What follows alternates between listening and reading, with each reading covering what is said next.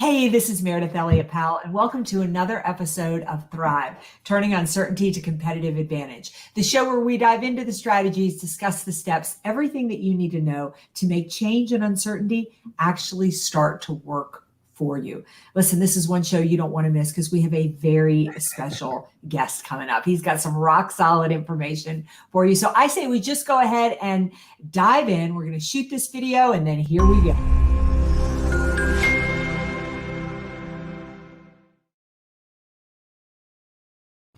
All right, with me today is one of my very favorite people on the planet, Ross Bernstein. Getting a call any day or a text from Ross always makes me smile. Not only is he a great guy, a nice guy, but he is a peak performance expert who it just also happens to be his birthday as well. Welcome to the show, Ross. Thank you, Meredith. I love you. I adore you. And happy belated birthday a couple days ago for you too. So right back at you, sister. Yeah, no shock that we're both Geminis, right? We're both 39, which is great. That's right, exactly. All right, so on this show, we really talk about uncertainty and change. And I know that you have certainly experienced a lot, but you have done some really good work on this topic ever since COVID has hit. But I want to back up a little bit and tell our audience your story, who you are, where you come from, and how you got where you are today. Well, thank you for having me. I'm very, very honored to be on your show. This is very cool for me. I live in Minneapolis. I've been a working member of the media for the past 20 plus years, working very closely in the world of sports, as you can see from my worldwide headquarters, or as my mother likes to say, my basement. So I study teams and what makes the great ones great. I've written about 50 sports books, and like you, I keynote over 100 conferences a year. So that's kind of my backstory. I talk about sports as it relates to business, and I travel all over the place and just kind of do what I do. So how has that message changed since COVID hit? I mean, you're kind of like me. There we are. I mean, we saw each other at Winter Conference in Houston for the National Speakers Association. We're kind of hanging out, having a good time. You had the wherewithal to start ordering things long before the rest of us did. But little did we know that was the last time we would see each other for a year and a half. Little did we know it was the last time we would be on stage and our entire business model. So I'm curious, as you basically went on this journey, what you discovered that is changing in the world of what business needs to do today. Well, it was a huge change. I mean, our industry really took it in the chin. I mean, you had to get lucky in COVID, right? If you were in mortgage or banking or real estate or home delivery or certain industries, you did really well. But obviously the hospitality industry, the live events, conferences got crushed. So luckily, you and I were early adapters to Zoom. I mean, I really didn't even know what Zoom was a year ago in March. I mean, I heard of it, but I'm a live presenter. I keynote conferences. I don't like doing webinars. That wasn't my thing. I mean, occasionally if a client asked, I'd log in and do it. But so as soon as that happened, I said, we better do this. So I remember buying Zoom and calling out to people like you, say, how do you do it? What do you do? And kind of built a studio. And the first big thing for me was putting a TV like next to me so I could run my slides, and a TV standing over here where I could stand and deliver a keynote, not just a webinar where you see my fat head and my slides. So that was key. So I probably did 80 virtual keynotes this year, which was a godsend, just being able to do that, to be able to at least work. And because, my calendar went blank. Everyone canceled, right? And they either canceled or they went virtual or they postponed to 2022, or some have postponed 4, 5, 6 times. It's still crazy, but we're back out there now. And, certainly my content has shifted a lot as about, just how businesses have changed and transformed and what they're doing to thrive, right? Which is the subject of this whole thing, is how do you get through all this and not just get through it, but to really thrive and do well.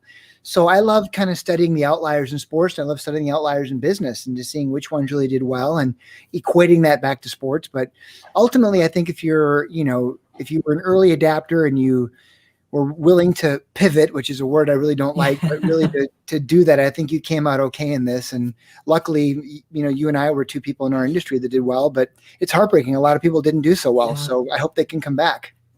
So in the work that you do, what were early on, what were some of the things that your clients were asking you to speak about? What was the information and knowledge they were looking for?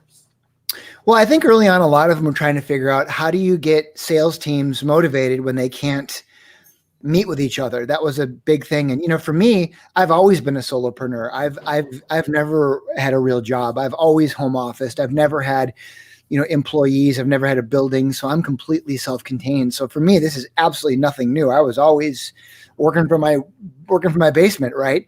But it does get lonely. And that's why groups like ours, you and I are members of a group called National Speakers Association, where we get to get together and network and mastermind and share best practice ideas. So I think really just a lot of companies they didn't know what they didn't know. And they didn't know how, everyone was, the prognosticators, wondering when are we going to get back to normal? When are we going to come out of this? And people still don't know. I mean, we're doing obviously very well in the US, but these variants are cruising around India and the UK and Vietnam and South Africa. And who knows? I mean, God forbid, there's some variant that comes back and all of a sudden the Pfizer and the Moderna and the J&J don't work with any of them.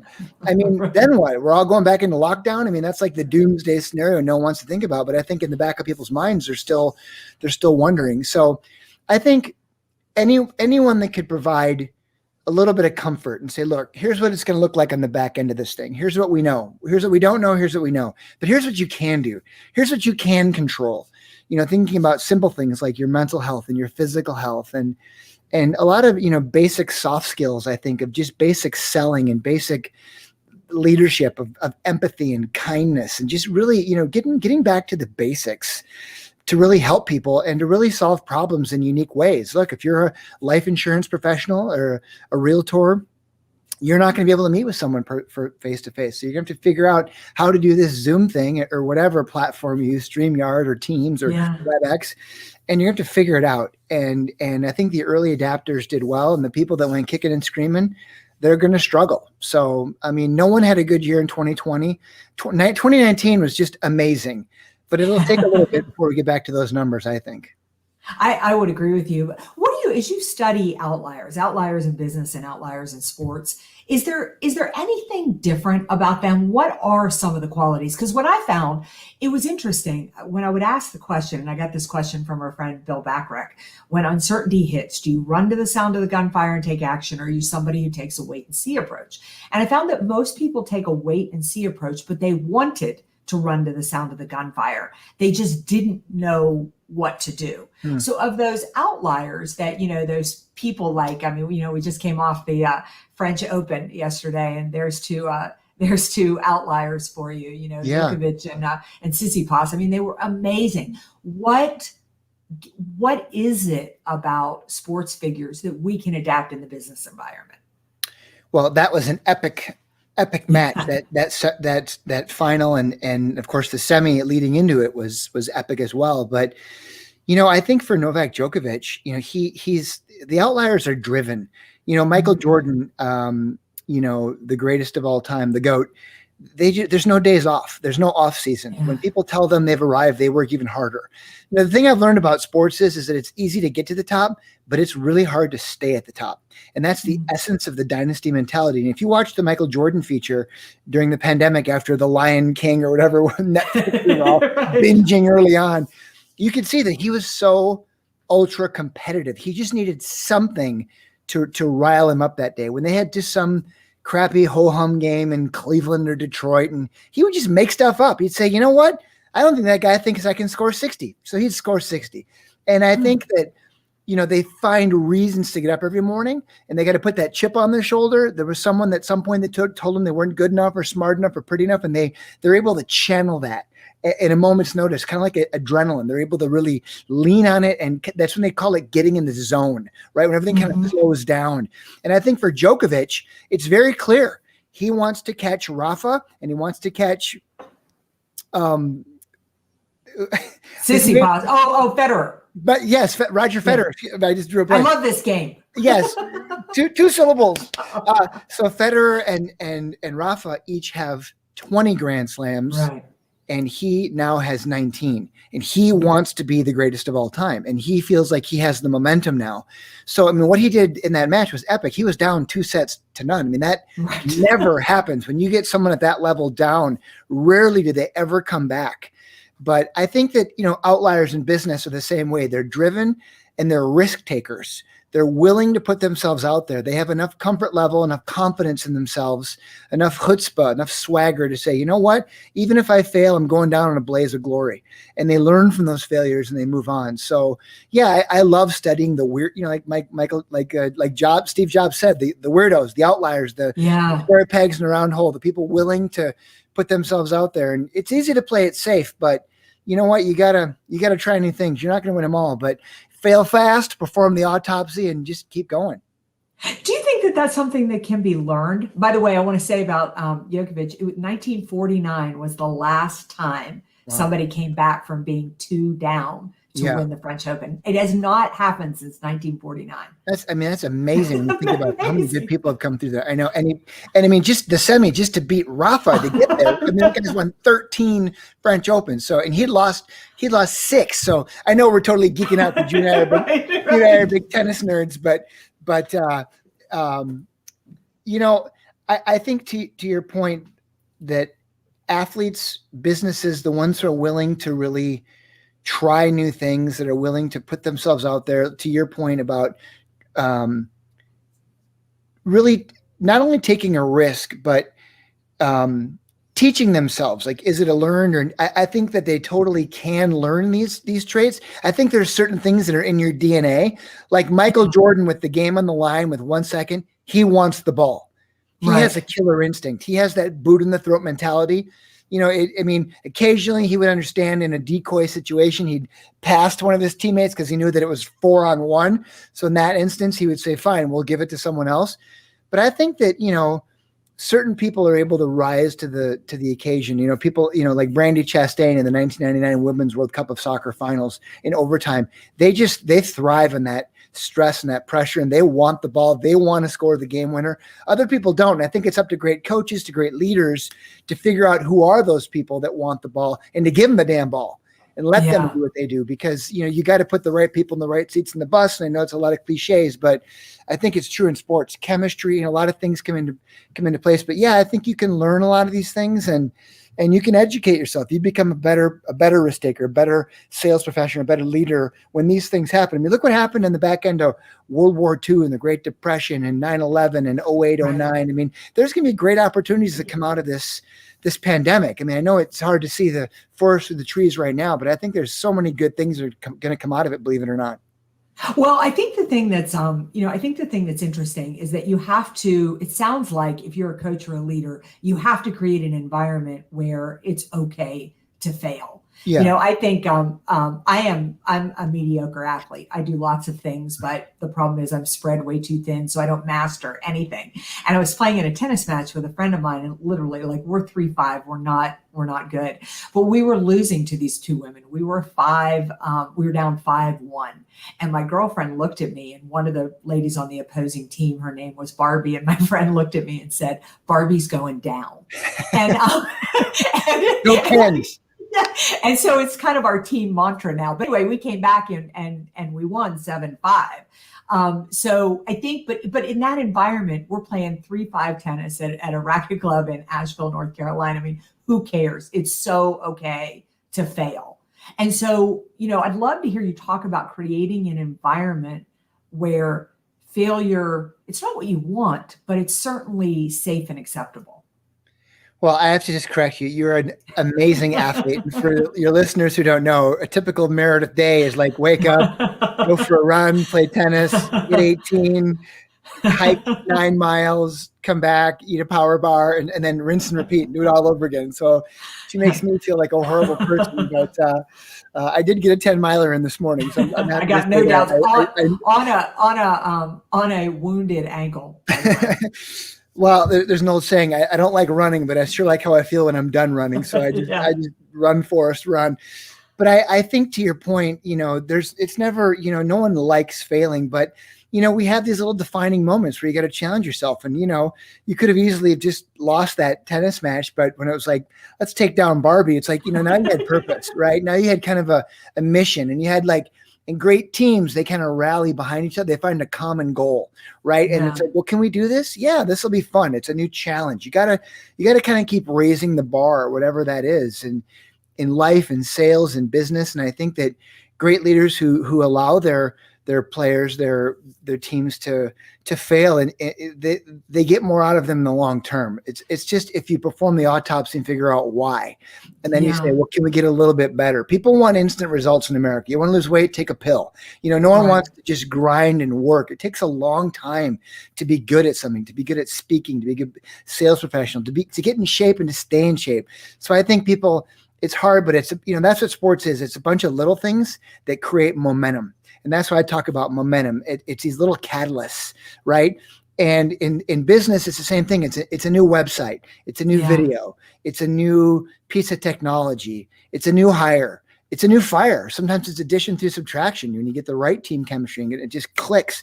So I think collectively, it's these little things that create this snowball effect, and you get the right people buying in, and you need people that say, let's take down Barbie.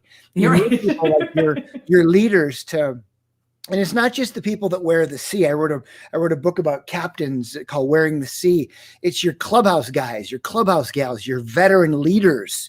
They're the ones that are going to show the kids how to do it. And, business, it's like family. You don't always like them, but you love them. And that old cliche of everyone rowing the boat together in the same direction. You need your older people to coach up your younger people and to give them the confidence that they can do it. And if they fail, it's okay. They're not going to yell at them or scream at them. They're just, hey, that's okay. Next time, just get better. And I think when you create attitude like that, where everyone feels safe in a good environment, and they're not going to get fired or reprimanded in front of everyone. I mean, that old school leadership style of leading through fear and intimidation, it's not going to work with your young Gen Zs and young millennials. They're all about culture. They're all about feeling, you're going to get their loyalty by treating them right and knowing that there's a pathway to success. So you got to do the right things with them, or you're not going to keep them. And that's the biggest challenge today is how are we going to find and keep young people and get them to come to work? So unless you're willing to speak their language, it ain't going to happen.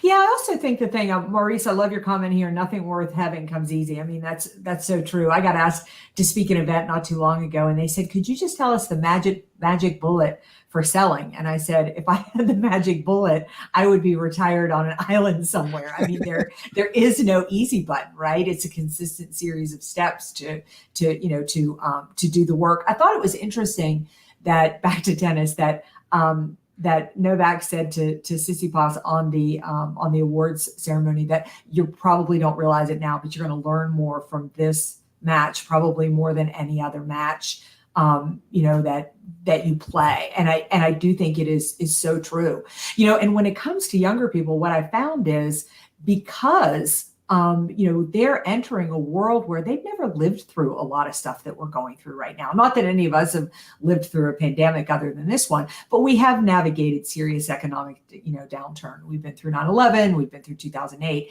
that you do need to get in there. You need to coach people, you need to help people, you need to support people, and you need to be willing to show them the ropes without doing the work for them so that they can fail.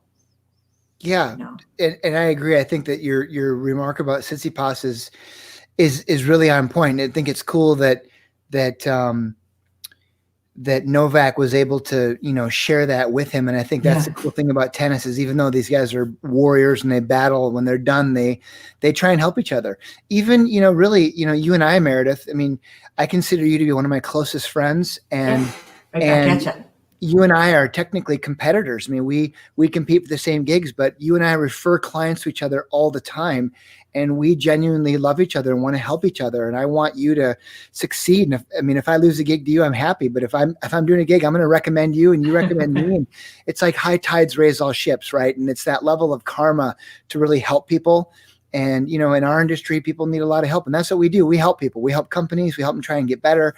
And I think if more people had that attitude of just living by the laws of karma, the world would be a much better place. So, I mean, even though we're all we're all fighting over a little piece of pie. I think that certain groups, certain teams, certain companies that realize, you know what, let's not fight over a little piece of pie. Let's work together to make the whole damn pie bigger. I think they really Right. get it.